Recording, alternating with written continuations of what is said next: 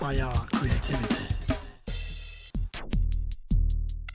Hi, and welcome to this video edition, which is highly critical but also educational in nature, bringing awareness to the most neglected, overlooked subject of illegal sand mining.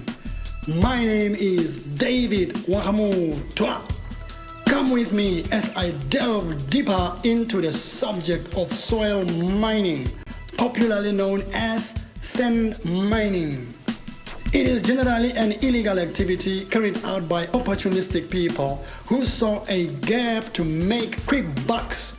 Well, that's my point of view and my understanding of it, for I don't see any accountability from those who mine the land. I will also argue that these people are not registered to carry out such activities, and equally so, not trained to operate this type of business. Let's go! But what is sand mining? Let me explain sand mining in simple terms. Sand mining is simply the excavation of sand with the purpose of making money.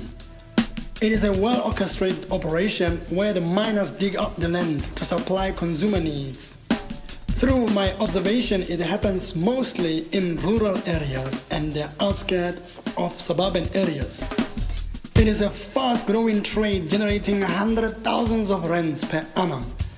There are various types of sand available, but the most popular ones are the coarse sand and fine sand.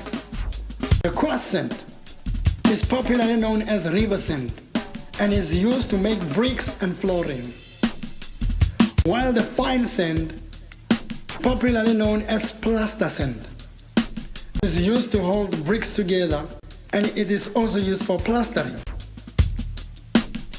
About 90% of property in South Africa is built using mine sand. It is an integral part of property development in the country.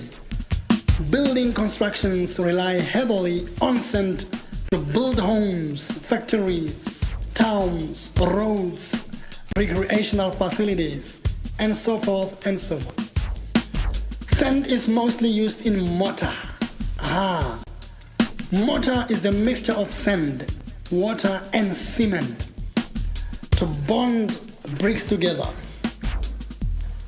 This phenomenon is not new to the world, but it spans to many centuries ago. It is a historical invention by Joseph Aspdin that came about in 1794 and was further developed in 1824. All around us, even without effort, one can see the properties and structures erected using Aspdin's invention. So we can deduce that the primary purpose of sand mining is to supply the major demand of property construction. We should note, however, that sand mining is not popular in all the countries of the world. In African countries like South Africa, it is prevalent. Countries with shaky grounds, especially those prone to natural disasters like earthquakes and landslides, cannot rely on mortar and bricks to build their habitats. Their best option would be plastic, steel, and wood. So South Africa, being less exposed to the risks of natural disasters, is heavily reliant on Aspdin's mortar invention. This is the reason why sand mining is so popular here. Let's look at the issue of land. Now, in order to harvest sand, one needs land. South Africa, as a young democracy, is still grappling with the issue of land. Black people in particular, who are in the majority, still lack land ownership. Some random research has revealed that black Africans in South Africa still own 14% of the land, while the white minority in the country owns 67% of the land. Sadly, the government, which is supposed to be in control of the stakes, only owns a meager 14%, while the balance is attributed to the Indian community. This serious injustice has given the government a mammoth task of reversing the inequity. Since the advent of democracy in 1994, the state has been working hard to balance out the numbers through land redistribution. This act of redress has since then seen a significant number of habitual land allocation to the previously disadvantaged. Property development and building of houses has thus reached maximum proportions, hence generating the demand for sand mining and construction work. The mining of sand in its entirety is huge and lucrative. Hundreds of thousands of rands, if not millions, are generated through this business. However, my concern here is the question of legality. Are these enterprises registered with the Department of Labor or the South African Revenue Services? This type of business is easily accessible, and it would seem registration is not a prerequisite.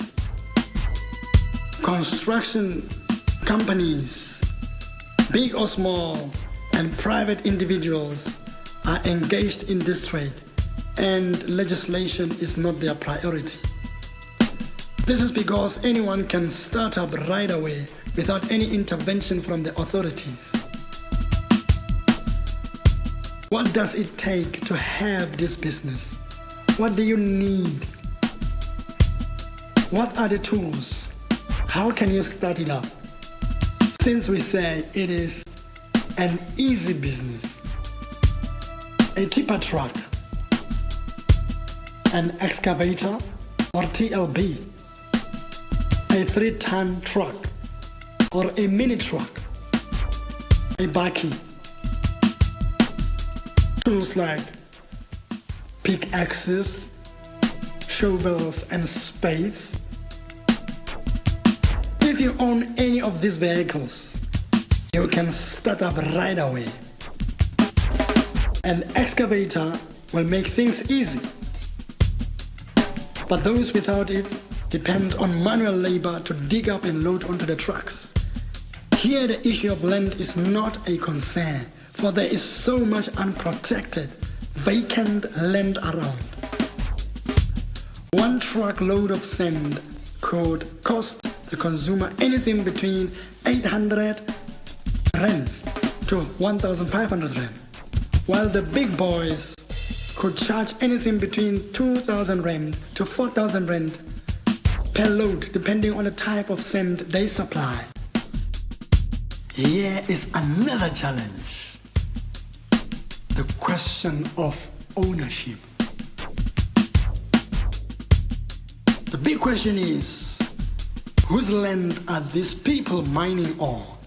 Who owns the land? Is it the government or is it the municipality?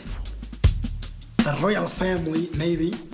Or does it belong to private corporations or individual farmers? Who knows? Who cares?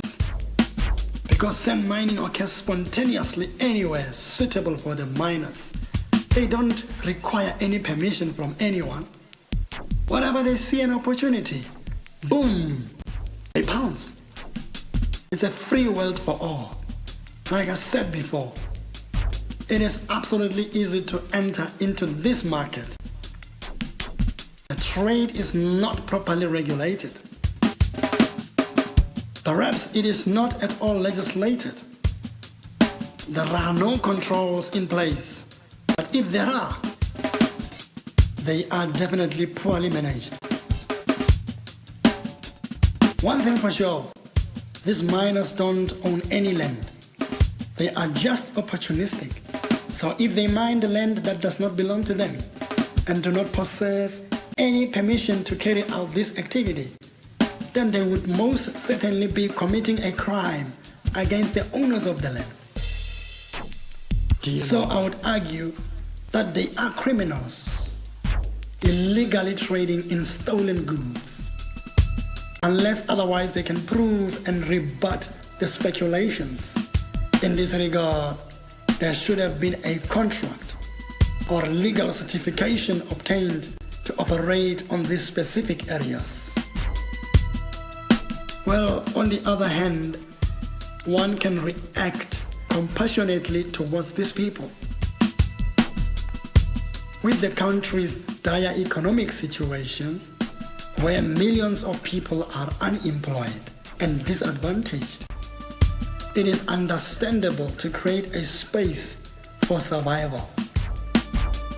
Remember, a man can do just anything to survive without ever looking at the repercussions.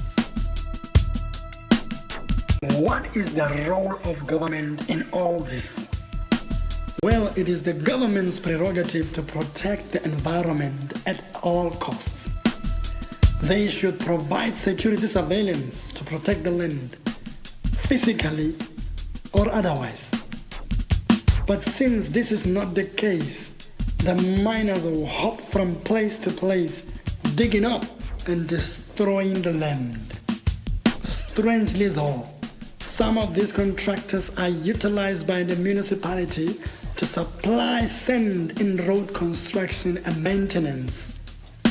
What these contractors do is open up new mine areas anywhere closest to their camping site. What does sand mining do to the environment? One will ask. Just look around. The practice of sand mining leaves long-lasting environmental degradation. As can be seen from the footage, the miners dig up randomly, leaving dongas, trenches with ponds of filthy water drunk by our livestock. Riverbeds have collapsed as a result of erosion. Riverbanks are disfigured and widened up, while sand deposits are eroded back into the stream, causing water diversions. During downpours, these gullies or ravines are filled with water, creating patches of sporadic pools, which are an attraction to younger boys. They swim and play in these ponds, not realizing the underlying threat of possible death. There has been a number of drownings reported, and I know of 2 instances where boys mysteriously drowned and lost their lives. Livestock also experienced similar tragedies, where some fell into deeper waters and died. Sadly though, the miners are not at all concerned about the consequences of their actions, but instead they are hell-bent on profit, notwithstanding the fact that their actions are a death threat and harmful to the environment. They remove trees from the forest just to make way for the trucks. They block the rivers just to cross over to the other side and dig up. As a result, the water will fight and eventually break down the barriers through erosion to restore the normal flow. They also dig up the middle of the river to bring up coarse sand or river sand. This is all done without due regard to the environment, and I suppose stringent measures should be put in place to fight this. So, this constant interference and interruption of our natural resources should be of great concern to us and should be condemned in the strongest terms possible. To sum it all up, I am deeply concerned and deeply perturbed by our own actions as people. For when I look around my neighborhood, all I see is the perpetual destruction of natural resources, deforestation, the chopping down of trees for consumption, the continuation of environmental pollution, and the destruction of land. It is a fact that construction and property development comes at the expense of land exploitation. However, I believe a more systematic approach is needed through legislation and proper controls to preserve the country's heritage. The bylaws should be revised and implemented by the state to protect the environment at all costs, so as to preserve the land for future generations. Stop illegal sand mining. It destroys our precious land. Let's work together and protect our natural resources. Education is key, but ignorance is no excuse. This program was brought to you by the China Artistic and Digital Creatives and DMI's Productions. DMI.